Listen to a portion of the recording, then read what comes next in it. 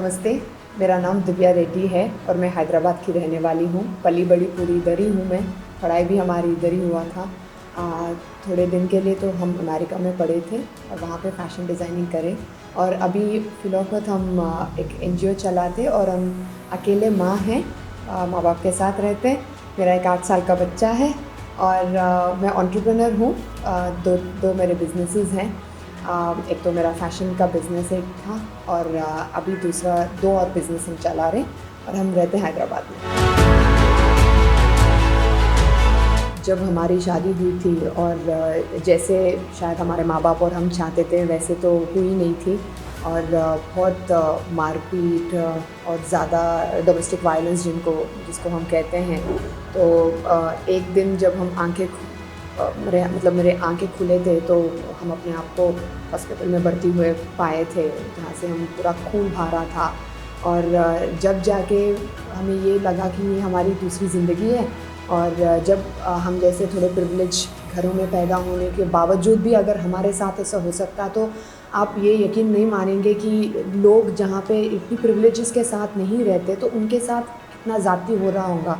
तो बस यही सोच को लेके हम ये फाउंडेशन चालू करे थे, जहाँ हमको लगा कि जिनके पास कोई मदद नहीं है, जिनका कोई सहारा नहीं है, जहाँ पे उन लोग जाके जिसके घर में या किसी के दरवाजे पे खटखटा है मदद मांग नहीं सकते, तो उनके लिए हम कुछ ऐसे करके दे उनको ताकि उन अपने आप के लिए एक जो इनकम जिनको बोलते हैं, जो कमाई हो सके, जिनसे वो एक डिग्निफाइड लाइफ जिसको बोलते हैं वो एक गुजारा उन्हें गुजार सकते।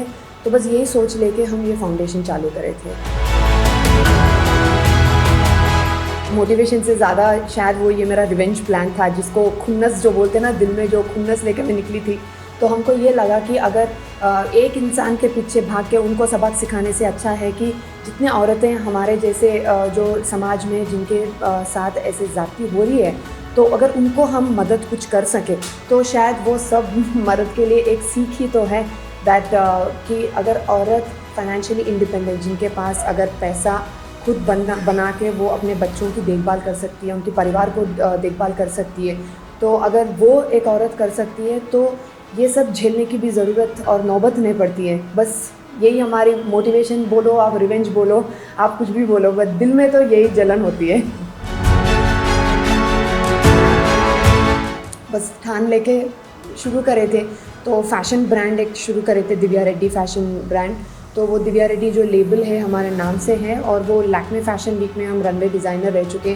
तो काफ़ी सारे बॉलीवुड एक्ट्रेसेस हैं जो हमारे कपड़े पहने हैं। शिल्पा शेट्टी रहने दीजिए, मलाइका अरोड़ा जी रहने दीजिए, तापसी जी रहने दीजिए, या बिपाशा बासु जी, पीवी सिंधु जी, जो ऐसे बोलते गए तो बहुत सारे नाम हैं जो सब लोग हमारे वस्त्र जो कपड़े हैं वो पहन के रैंप पे चले भी और उनके खुद भी वो लोग खरीदे थे।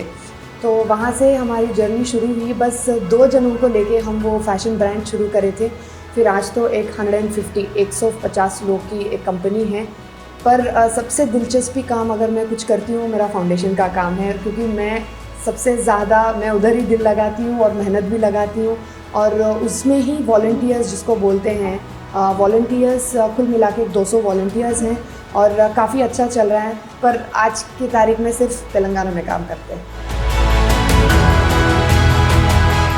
देखिए, प्राउड तो उस चीज़ के लिए मैं बिल्कुल होती हूँ जो मेरा पूरा टीम साथ मिलके जो काम करते, क्योंकि मेरे साथ उनकी भी सोच जो लगा के जोड़ के उन लोग जो काम करते उसको देख के बिल्कुल मेरे को बहुत ज़्यादा प्राउड तो फील होता है, क्योंकि इतने सारे लोग और बहुत सारे यंगस्टर्स भी जोड़ के काम करते और वो उनका जो करियर भी चलाते हुए 2-4 घंटे निकाल के जो आके समाज के लिए लोग काम कर रहे हैं।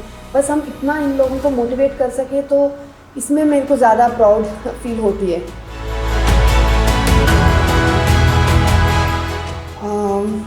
अनस्टॉपेबल जिसको बोलते हैं, जहाँ पे मतलब कोई रोक नहीं सकते हमको, क्योंकि हमारा टीम भी ऐसा है। आप 3 नहीं, आप 5 भी एडजेक्टिव पूछेंगे तो 5 में भी यही बोलूँगी कि अनस्टॉपेबल, अनस्टॉपेबल, अनस्टॉपेबल। शायद ज़िंदगी की तमन्ना थी कि मैं एनजीओ चलाऊँ, मेरी तमन्ना थी कि मैं आईपीएस बनूँ, लेकिन ज़िंदगी की तमन्ना हमारी तमन्ना से ज़्यादा हो गई कि हम एनजीओ ही चला रहे हैं। आस, होप, हर किसी के दिल में अगर कोई हम एक आस जगा सकते हैं कि जब मदद चाहिए तो ये लोग हैं, दिव्या रेड्डी फाउंडेशन है जिनके दरवाज़े पे हम खटखटा सकें और वो दरवाज़ा खुला रहेगा हमारे लिए। बस यही आस आज की तारीख में थोड़े लोग जहाँ पे हैदराबाद में हैं उनके दिल में हम जगह पाएँ।